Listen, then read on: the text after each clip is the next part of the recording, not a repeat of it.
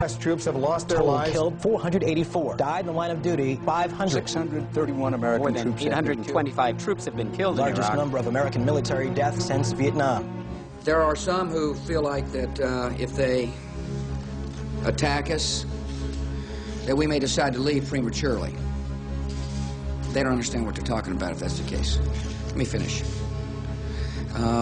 There are some who feel like that, you know, the conditions are such that they can attack us there. My answer is bring them on.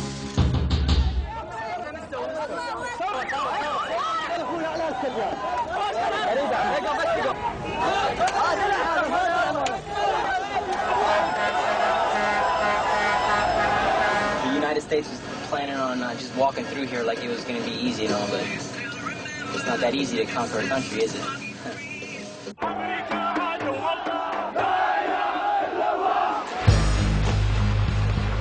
The renewed battle for control of Iraq raged for a fourth day today with street clashes in nearly every corner of the country.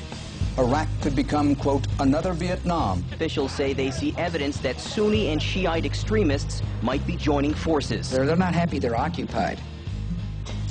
I wouldn't be happy if I were occupied either. Everybody, here we go. Come on, party people. Throw your hands in the air.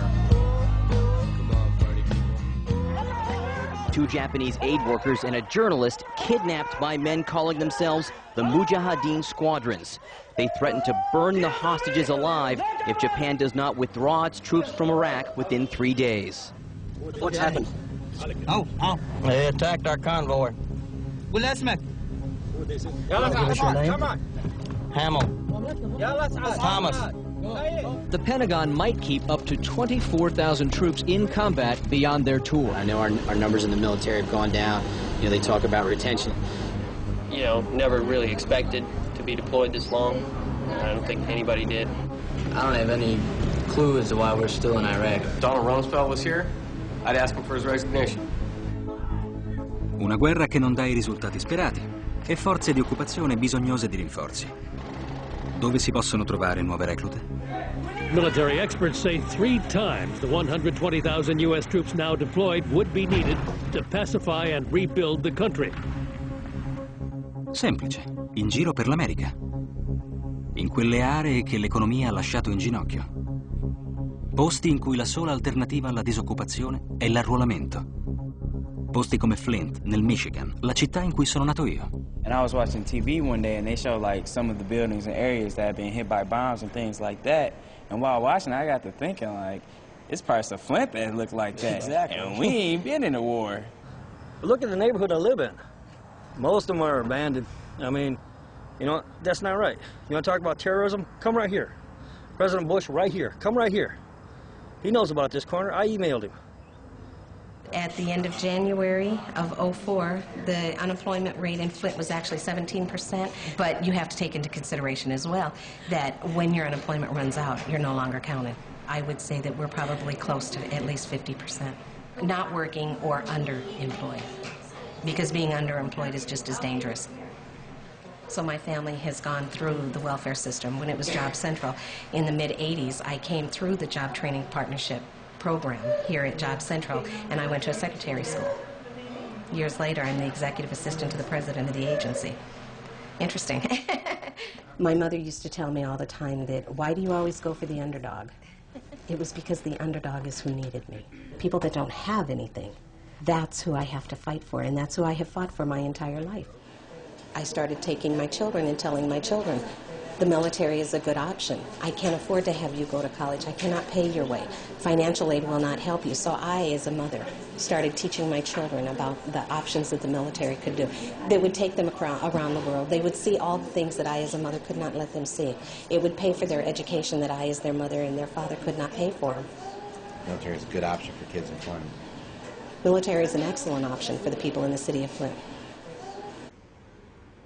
How many of you have a friend or a family member in the service? Anybody currently serving overseas? Brother of mine, my cousin. Yeah, cousin. Where's your brother? Iraq. Germany. My cousin got shipped off to Iraq like 3 days ago. All right. There's like a Army or Navy recruiter or Marines recruiter up there almost every week. He's in the lunchroom recruiting students from out the lunchroom. There are people with a calling. Most serve 1 weekend a month and 2 weeks a year. Earning money for college. Protecting their community. In the Army National Guard, you can. I'm going into the Air Force myself. I'm going to take a year off probably after high school and then just go and make a career. I want to be an aircraft maintenance technician. I ran into a recruiter, and there was something I noticed about it, and this is kind of on another, it was just, I noticed it was odd. It was more like he was hiring me for a job than recruiting me for the Army. It was the way he approached me. He approached a friend of mine. I was in Borders, Books and Music. He just came up, it was like he was handing us a business card. He had business cards made for the Army and everything.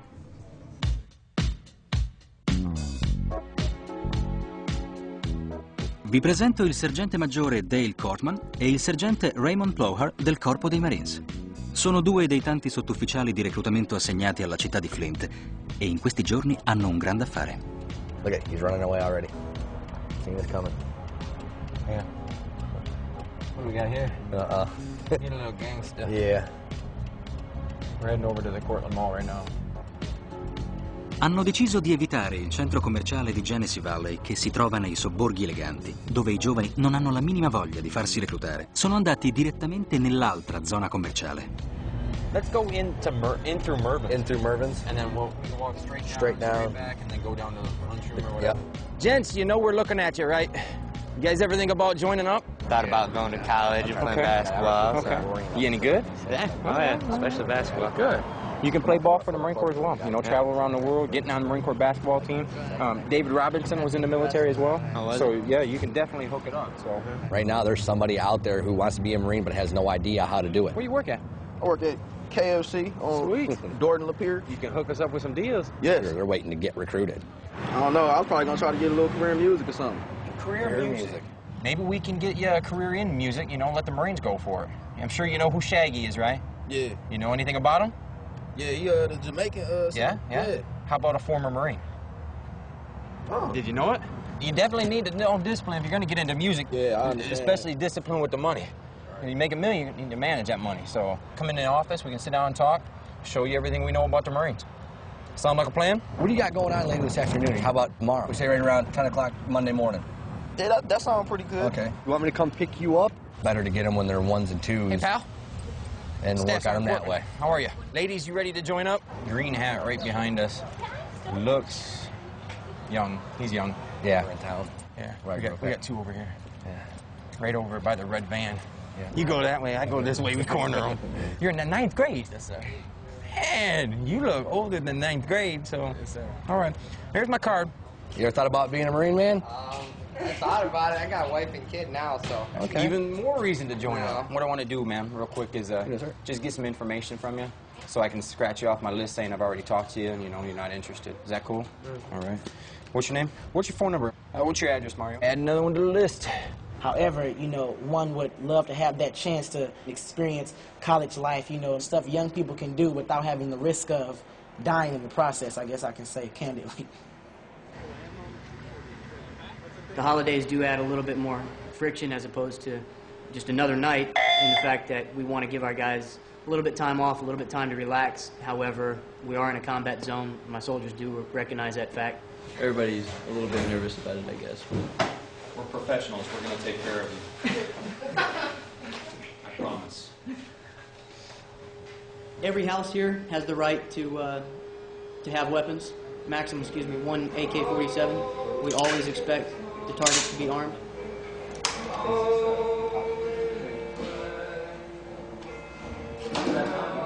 Rock and roll! Fucking bolt cutters. These goddamn things try doors open.